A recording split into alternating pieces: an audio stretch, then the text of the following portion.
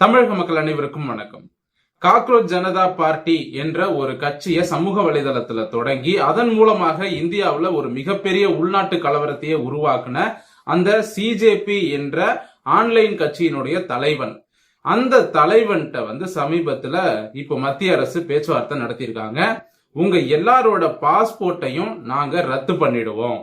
அதாவது இந்த போராட்டத்துல ஈடுபட்ட முக்கியமான தலைகள் இருக்காங்க இல்லையா, அதை தூண்டி விட்டவர்கள், அந்த சிஜேபியோட முக்கியமான ஆட்கள், அவங்க எல்லாரோட பாஸ்போர்ட்டையும் தடை பண்ணுவோம். அது மட்டும் இல்லாம இங்க போராட்டம் பண்ண அத்தனை மாணவர்கள்ங்கிற பெயர்ல இருக்கக்கூடிய அத்தனை பயங்கரவாதிகளோட முகமும் எங்களுடைய வீடியோல பதிவாயிருக்கு. சோ உங்க எல்லா முகத்தையும் நாங்க வீடியோல பார்த்துட்டு தான் இருக்கோம். சோ எல்லாரையுமே ஐடென்டிஃபை பண்ணி அத்தனை பேரோட பாஸ்போர்ட்டையும் நாங்க ரத்து பண்ணுவோம் அப்படின்னு மத்திய அரசு ஒரு மிரட்டலை கொடுத்திருக்காங்க. இப்ப இந்த மிரட்டலுக்கு பயந்துருக்காங்களா அப்படின்னு கேட்டா கொஞ்சம் பயந்துருக்காங்க.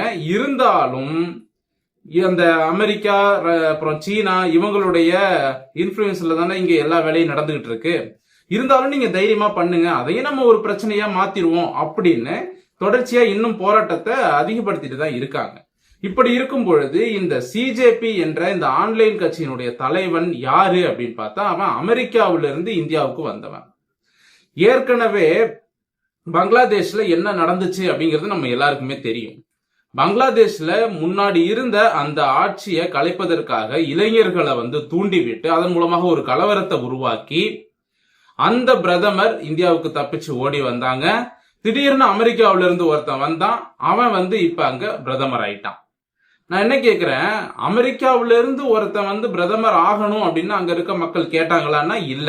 அப்ப அமெரிக்கா திட்டமிட்டபடி ஒரு கலவரத்தை உருவாக்கி அமெரிக்காவில இருந்து ஒருத்தனை பங்களாதேஷ்க்கு அனுப்பி அவனை அங்க பிரதமரா மாத்திருச்சு.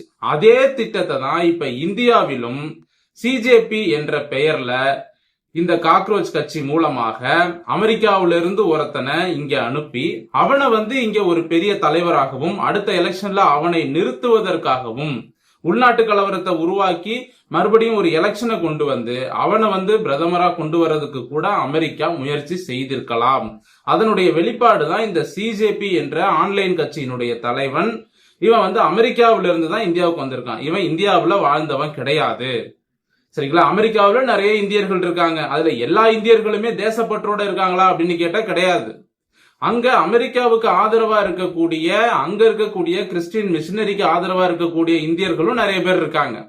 அப்படி ஒரு தேச துரோக இந்தியன் தான் இந்த சிஜேபியினுடைய தலைவன். சரிங்களா? அமெரிக்கா கொடுக்கிற காசுக்கு வாலாட்டிட்டு அங்க இருந்து இங்க வந்துட்டான். இப்போ பங்களாதேஷ்ல பண்ண மாதிரியே இங்க இந்தியாவிலையும் செய்யலாம் அப்படின்னு அமெரிக்கா முயற்சி பண்ணாங்க. ஆனா அவங்களுடைய முயற்சி தோல்வியில் தான் முடிந்திருக்கிறது. இப்பதான் இந்த சிஜேபி கட்சிக்கு பின்னால போன அந்த மாணவர்கள் கொஞ்சம் கொஞ்சமா உணர ஆரம்பிக்கிறாங்க. ஏன்னா இப்ப காவல்துறை இதுல கலவரம் பண்ணவங்க மேலாம் எஃப்ஐஆர் போட்டாங்க அப்படின்னா இவங்களுடைய படிப்பும் கெட்டு போகும். எஃப்ஐஆர் போட்டா என்ன நடக்குங்கிறது உங்களுக்கும் தெரியும். இப்ப பாஸ்போர்ட்டையும் ரத்து பண்றாங்க அப்படின்னா அதோட பின்விளைவு என்ன அப்படிங்கிறது அந்த மாணவர்களுக்கும் தெரியும், போராட்டத்தில் ஈடுபட்டவங்களுக்கும் தெரியும். அது மட்டும் இல்லாம இந்த போராட்டத்தில் கலந்து கொண்டவர்களுக்கு இனிமே பாஸ்போர்ட் கிடையாது அப்படிங்கிற ஒரு விஷயத்தையும் மத்திய அரசு கொண்டு வர போறாங்க, அதாவது செய்ய போறாங்க. யாரெல்லாம் இந்த போராட்டத்தின் மூலம் பிரச்சனை உண்டு பண்ணானோ எல்லார பத்தின தகவல்களையும் மத்திய அரசு எடுத்துட்டாங்க. அவன் இனிமே ஃபியூச்சர்ல பாஸ்போர்ட் அப்ளை பண்ண போனா அப்படின்னா அவனுக்கு பாஸ்போர்ட்டும் கிடைக்காது. சரிங்களா? இந்த மாதிரியான பிரச்சனையை தான் இந்த மாணவர்களுக்கு வரப்போகுது. கவர்மெண்ட் எக்ஸாமும் எழுத முடியாது. அதையும் நோட் பண்ணுங்க. எஃப்ஐஆர் வந்துருச்சுன்னா கவர்மெண்ட் எக்ஸாமும் எழுத முடியாது. ஆக மொத்தம் மாணவர்களை தயவு செஞ்சு மூலச்செலவை செய்யறாங்க. அவங்க செய்யக்கூடிய அந்த மூலச்செலவைக்கு நீங்க பலியாயிடாதீங்க அப்படிங்கறத நாங்க கேட்கிறோம். மாணவர்கள் பெயர்ல சமூக விரோதிகள் போராட்டம் பண்றாங்கிறது நமக்கு எல்லாருக்கும் தெரியும். இந்த சினிமா துறையை சேர்ந்தவனுங்க அங்க போய் உக்காந்துக்கிட்டு அவனுங்களோட பப்ளிசிட்டிக்காக அதை தூண்டி விட்டுட்டு இருக்கானுங்க. எரியிற நெருப்புல எண்ணெயை ஊத்திட்டு இருக்கானுங்க. இந்த பா ரஞ்சித், மாரி செல்வராஜ், வெற்றிமாறன், இந்த மாதிரியான கூட்டம். இந்த தேவதர்ஷினின்னு ஒரு அம்மா, அந்த அம்மாவும் போயிட்டு அங்க உடனே மாணவர்கள் அடி வாங்குறதெல்லாம் பார்த்தா என் பிள்ளைங்க அடி வாங்குற மாதிரியே இருக்கு அப்படின்னு ஒரு பக்கம் பேசுது. இந்த பக்கம் பாத்தீங்கன்னா நீட் தேர்வுக்கு ஆதரவா விளம்பரத்திலையும் நடிச்சிட்டு இருக்கு. சோ இந்த சினிமா துறையை சேர்ந்தவர்களுக்கு 3 விஷயம் தாங்க தேவை. ஒன்னு பணம், இன்னொன்னு பப்ளிசிட்டி, மூணாவது அரசியல் சப்போர்ட். இந்த 3 விஷயங்களுக்காக இந்த சினிமாக்காரங்க என்ன வேணாலும் செய்வாங்க. சரிங்களா? அதுல முதல் 2 விஷயம் ரொம்ப முக்கியம். ஒன்னு பணம், இன்னொன்னு பப்ளிசிட்டி. ஆக மொத்தம் இந்த சினிமா துறையிலிருந்து டெல்லியில போய் உட்காந்துக்கிட்டு இந்தியா முழுவதும் பல்வேறு மாநிலங்கள்ல நகரங்கள்ல போராட்டம் நடக்கக்கூடிய இடங்கள்ல இந்த சினிமாக்காரங்க போய் உட்காந்துக்கிட்டு அங்க இருக்கக்கூடிய அந்த இளைஞர்களை ஒண்ணும் தெரியாத 15-16 வயசு சின்ன பசங்களை தூண்டி விட்டு இவனுங்களும் பப்ளிசிட்டி தேடிக்கிறானுங்க. அதுல ரஞ்சித், நம்ம டைரக்டர் ரஞ்சித் வந்து பேசுறாரு, அதாவது நீட் தேர்வு படிக்கிறதுக்கு எங்க கிட்ட எல்லாம் பணம் இல்லைங்க, லட்சக்கணக்கில் செலவு பண்ணி தான் நீட் கோச்சிங் எல்லாம் படிக்கணும் அப்படின்னு. நான் போன வீடியோலயே சொல்லியிருப்பேன், இதற்கு முன்னால நீட் தேர்வு வர்றதுக்கு முன்னால 2 கோடி ரூபாய் டொனேஷன் கொடுத்தாதான் நீங்க மெடிக்கல் சீட்டே வாங்க முடியும். இப்ப நீட் தேர்வு வந்ததற்கு பிறகுதான் பட்டியல் சமுதாய மாணவர்கள் அதிகம் பேர் இன்னைக்கு டாக்டர் ஆயிருக்காங்க. இன்னைக்கு வந்து நீட் தேர்வு மூலமாகத்தான் பட்டியல் சமுதாய இளைஞர்கள் மாணவர்கள் டாக்டர் ஆயிருக்காங்கிற உண்மைய இந்த ரஞ்சித் சொல்லுவாரா அப்படின்னு கேட்டா சொல்ல மாட்டார். ஏன் அப்படின்னா அதெல்லாம் சொல்லிட்டா தலித் மக்களுக்கு விழிப்புணர்வு வந்துடும். இவர் சொல்றாரு, தலித் மக்கள் வந்து நீட் தேர்வுனால பாதிக்கப்படுறாங்க தலித் மாணவர்கள் அப்படின்னு. எந்த தலித் மாணவர்கள் நீட் தேர்வுனால பாதிக்கப்படுறாங்க? நீட் தேர்வு வந்ததற்கு பிறகுதான் ஊட்டியில இருக்கக்கூடிய தோடா பழங்குடி இன மாணவி ஒருவர் முதல் முறையா அந்த இனத்திலிருந்து டாக்டர் ஆயிருக்காங்க. இப்படி தமிழ்நாடு முழுவதும் இல்ல, இந்தியா முழுவதும் SC ST பிரிவுல இருக்கக்கூடிய பழங்குடி மாணவர்கள் நிறைய பேர் வந்து இன்னைக்கு மருத்துவர் ஆயிருக்காங்க. சோ இதெல்லாம் வந்து இந்த கூட்டத்துக்கு பிடிக்கலங்க, அதுதான் உண்மை. நான் ஏற்கனவே சொல்லியிருக்கேன், இந்த தனியார் மருத்துவ கல்லூரிகள் இருக்காங்க இல்லையா, அவங்களுடைய பணமும் இந்த போராட்டத்தை தூண்டி விடுவதற்கு செலவு செய்யப்படுது. ஏன்னா இந்த தனியார் மருத்துவ கல்லூரி ஆட்கள் இவங்க எல்லாருக்குமே வந்து பிஜேபி மேல கோபம். நம்ம கோடி கோடியா சம்பாரிச்சிட்டு இருந்தோமே, எல்லாத்துலயும் இந்த நரேந்திர மோடி வந்து மண்ணள்ளி போட்டுட்டாரே அப்படின்னு அவர் மேல கோபம். சோ அவனுங்களுடைய பணமும் இந்த போராட்டத்தில் பின்னணியாக இருக்கிறது. சோ இந்த மாதிரி தனியார் மெடிக்கல் காலேஜ் வச்சிருக்கவனுங்க எல்லாருமே இந்த சினிமா நடிகர்களையும் தூண்டி விடுறானுங்க. தமிழ்நாட்டுல மெடிக்கல் காலேஜ் வச்சிருக்கிற எல்லாருமே ஏதாவது ஒரு அரசியல் கட்சியில ஏதாவது ஒரு பொறுப்புல இருப்பாங்க. அரசியல் கட்சியில இல்லாம எந்த மெடிக்கல் காலேஜ் ஓனரும் இருக்கவே மாட்டாங்க, சரிங்களா? ஏதோ ஒரு கட்சியில இருப்பான்.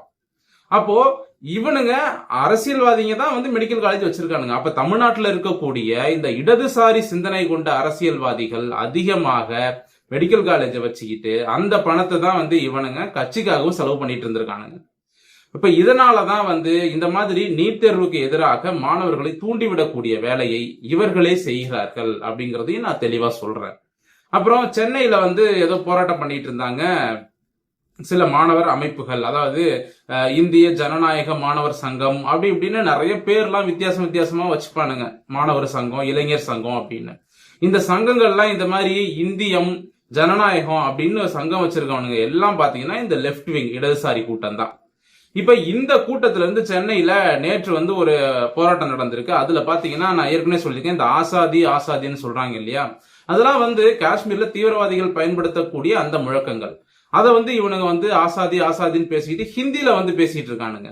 இங்கே தமிழ்நாட்டுல ஹிந்தியே வரக்கூடாது, நாங்க ஹிந்தியை எதுக்குறோம் அப்படின்னு பேசிட்டு இருந்த அதே கூட்டம் இன்னைக்கு ஹிந்தியில பேசி போராட்டம் பண்ணிட்டு இருக்கானுங்க. அப்படி உங்களுக்கு எப்படி ஹிந்தி தெரிஞ்சது அப்படின்னு கேட்டா பதில் இல்ல. சோ இந்துக்கள் புரிந்து கொள்ள வேண்டியது என்ன அப்படின்னா, இந்த போராட்டம் முழுக்க கிறிஸ்தவ மிஷனரிகளாலும் இந்தியாவை துண்டாட நினைக்கக்கூடிய சில இஸ்லாமிய அமைப்புகள்லாம் இருக்கு. நாங்க வந்து வால் எடுத்தா ஒரே நைட்ல இந்தியாவை இஸ்லாமிய நாடா மாத்திடுவோம் அப்படின்னு சொல்லக்கூடிய சில கும்பல்கள்லாம் இருக்கு. இந்த மாதிரி மதமாற்றும் கும்பல்கள், தேச விரோத கும்பல்கள், இந்தியாவை பல துண்டுகளா உடைக்கணும்னு நினைக்கிற கும்பல்கள், இவங்க தான் இந்த போராட்டங்களை ஆபரேட் பண்றாங்களே தவிர பொதுமக்கள் யாரும், உண்மையான மாணவர்கள் யாருமே இந்த போராட்டத்தை செய்யல. அதுதான் உண்மை. இதை இந்துக்கள் புரிந்து கொள்ள வேண்டும், தமிழ்நாட்டில் கூடிய இந்துக்கள் அப்படிங்கிறதுக்காக இந்த பதிவு. மீண்டும் அடுத்த நல்ல பதிவோடு உங்களை சந்திக்கிறேன். நன்றி, வணக்கம்.